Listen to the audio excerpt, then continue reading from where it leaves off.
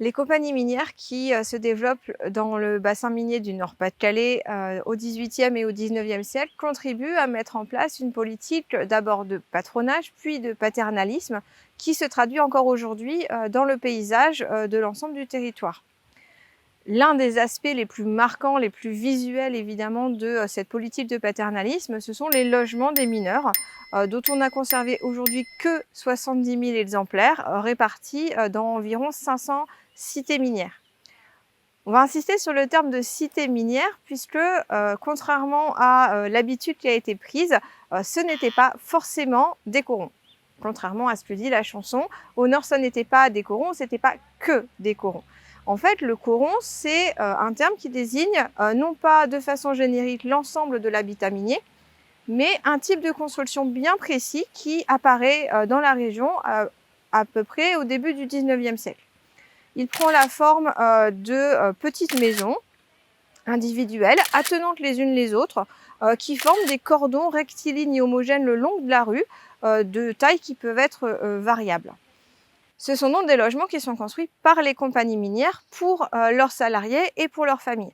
Cette politique de construction immobilière qui donc apparaît très tôt, on est au début du 19e, elle s'explique essentiellement par le caractère rural des régions dans lesquelles les premières fosses sont construites et donc d'une volonté des patrons de sédentariser et de rapprocher de la fosse les mineurs et leurs familles. Au fur et à mesure du temps, au cours du 19e siècle, les corons vont petit à petit s'agrandir et vont former des rangées de maisons de plus en plus longues, ce qu'on appelle des barreaux et qui peuvent atteindre des tailles assez spectaculaires de plusieurs centaines de mètres. Les maisons sont relativement petites, elles sont assez étroites. On a un confort relativement sommaire, les toilettes et puis l'eau potable, c'est dans le jardin. Mais globalement, on est quand même dans une situation où on a une attention portée au niveau de vie des mineurs.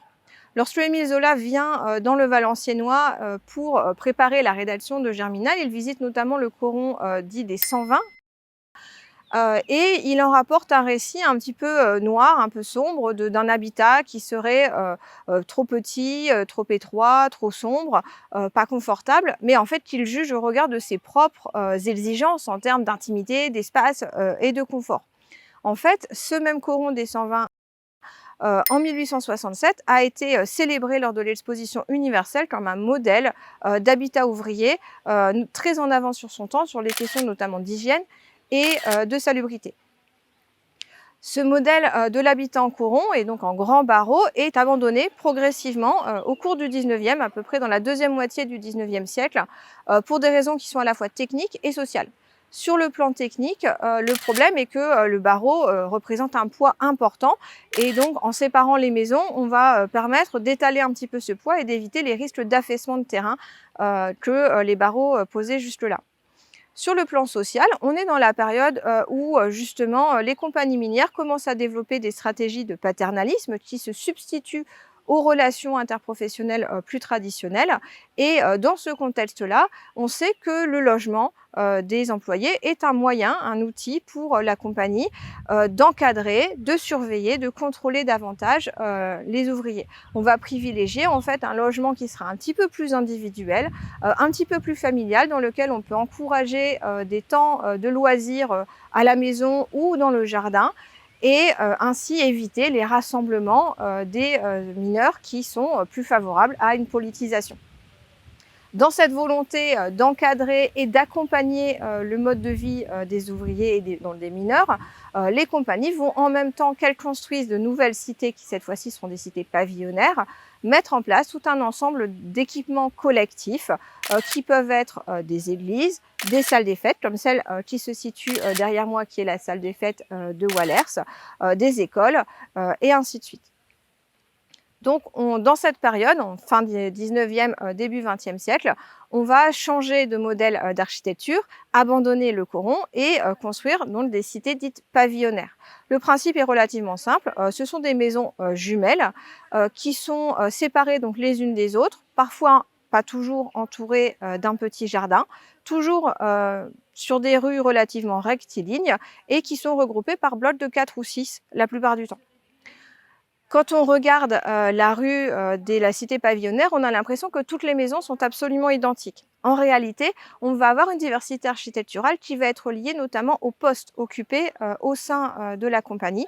Les contremaîtres, les porions, les ingénieurs vont avoir des maisons un petit peu plus grandes, un petit peu plus décorées, un petit peu à l'écart également de la cité, afin de marquer tout simplement leur statut et leur autorité.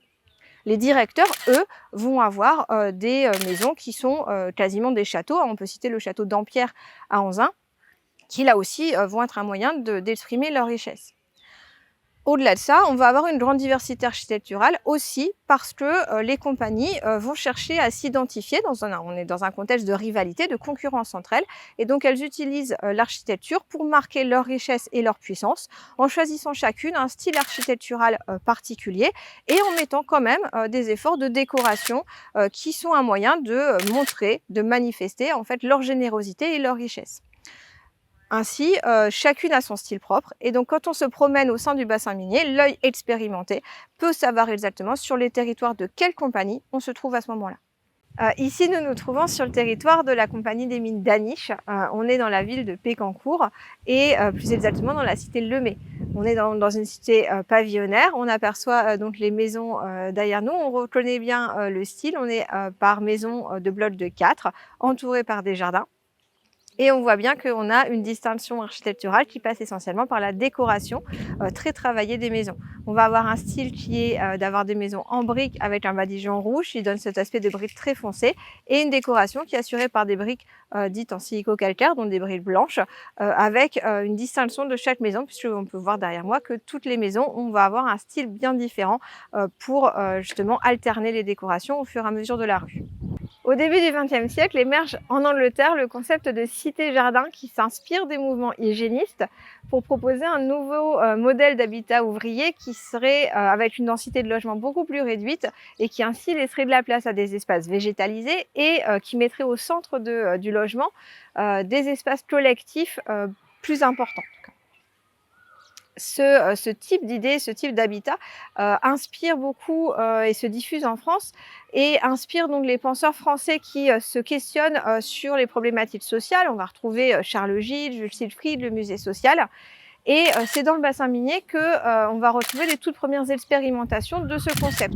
En 1904, est érigée par la Compagnie des mines de Dourges, la cité Bruneau ancienne, qui est donc le premier exemplaire de cité-jardin en France et qui ensuite est imité dans le reste du territoire du bassin minier. Ici, on se trouve toujours à Pécancourt, mais cette fois-ci dans la cité Sainte-Marie. Donc, on est tout proche de la cité Lemay qu'on a vue juste avant. Et on est dans un exemple de cité-jardin. La cité-jardin se distingue en fait de la cité pavillonnaire, notamment par le tracé des rues qui désormais ne sont plus rectilignes mais courbes, qui laissent de la place à plus de jardins, à des arbres, à des décorations végétalisées. Les maisons sont toujours jumelles, mais beaucoup plus espacées et on retrouve effectivement une décoration et un soin porté à l'architecture des cités qui est beaucoup plus important que dans la cité pavillonnaire. Ce type d'habitat est vraiment développé essentiellement à partir de la reconstruction et dans l'entre-deux-guerres et représente aujourd'hui environ 10% de l'habitat minier qui a été conservé à ce jour. Au lendemain de la Deuxième Guerre mondiale, les anciennes compagnies minières privées ont été nationalisées pour donner lieu à une entreprise publique, les houillères du bassin du Nord-Pas-de-Calais, les HBNPC, qui possèdent donc l'ensemble des fosses et l'ensemble des logements de mineurs du bassin minier. Par conséquent, le logement perd son caractère identitaire, il ne sert plus particulièrement à distinguer les compagnies les unes des autres, ni à exprimer des questions de puissance ou de générosité. On va donc passer dans un système de construction immobilière qui cherche beaucoup plus l'efficacité et la rapidité, avec l'apparition à cette époque-là de ce qu'on appelle les cités modernes, qui peuvent être différentes d'une ville à l'autre, mais qui se caractérisent par une franche sobriété architecturale. On n'est plus du tout dans une décoration ou dans une différenciation par le biais de la richesse des logements. Parmi ces différentes cités minières, il y en a un certain nombre qui vont se distinguer par le procédé utilisé. On parle de procédé Camus, c'est le nom de son inventeur, qui va permettre de faire naître des cités de logements avec des immeubles en fait construits à partir de panneaux de béton préfabriqués qui permettent de faire émerger des logements en moins de 2 semaines de travaux, donc qui permettent d'être très efficaces et qui donc vont faire naître des cités de Camus bien particulières et typiques de cette époque de la reconstruction. Cette politique de construction immobilière, elle prend fin à partir des années 1960, lorsque l'État décide de rentrer en récession charbonnière, c'est-à-dire d'abandonner progressivement l'activité charbonnière dans le Nord-Pas-de-Calais. Et donc à ce moment-là, on arrête de construire des logements. À cette date, on compte environ 116 000 logements de mineurs à travers tout le bassin minier. Un quart d'entre eux environ a été construit après 1945. Au moment de la période de fermeture des mines, la question de la patrimonialisation ni de la reconversion ne se pose pas sur ce territoire, puisque en fait ce sont des logements, donc on n'a pas besoin de chercher de réusage. Soit on va détruire ceux qui sont considérés comme trop petits, en trop mauvaises conditions pour être réutilisés, mais pour la plupart, ce sont des logements qui sont toujours habités depuis cette époque-là. En revanche, s'il n'y a pas besoin de reconversion, il va y avoir besoin de mener des très importants travaux de rénovation, puisque la plupart de ces logements présentent des conditions de confort qui restent relativement sommaires. Et donc c'est un travail qui se fait au long terme, qui est assuré d'abord par les HDNPC, puis petit à petit par les acteurs publics, les élus locaux. Ce travail de rénovation n'est pas complètement terminé. Il pose un certain nombre de questions. Il y a des questions de coûts financiers, bien entendu, mais également des questions liées à l'environnement. On cherche à faire des logements de plus en plus isolés et qui prennent en compte les normes actuelles, et également des questions patrimoniales. Aujourd'hui, on va chercher à rénover les bâtiments sans pour autant modifier l'apparence extérieure. Les logements de mineurs ont donc connu finalement le même processus de patrimonialisation que les sites industriels à proprement parler, alors que pendant une période, on n'y portait pas particulièrement de valeur ni identitaire ni patrimoniale, et que donc on n'hésitait pas à les détruire lorsque le logement ne convenait plus aux besoins actuels. Aujourd'hui, le regard a changé et on voit naître des initiatives de mise en valeur qui vont passer, comme je l'ai dit, par des travaux de rénovation, mais également par des aménagements touristiques. De plus en plus de communes commencent à mettre en place des circuits de découverte, de visite, dans le respect bien entendu des habitants qui continuent à y vivre, mais de façon à utiliser ces quartiers et leur diversité architecturale pour faire connaître le passé minier et notamment mettre en valeur le mode de vie communautaire des mineurs qui y ont habité pendant des siècles.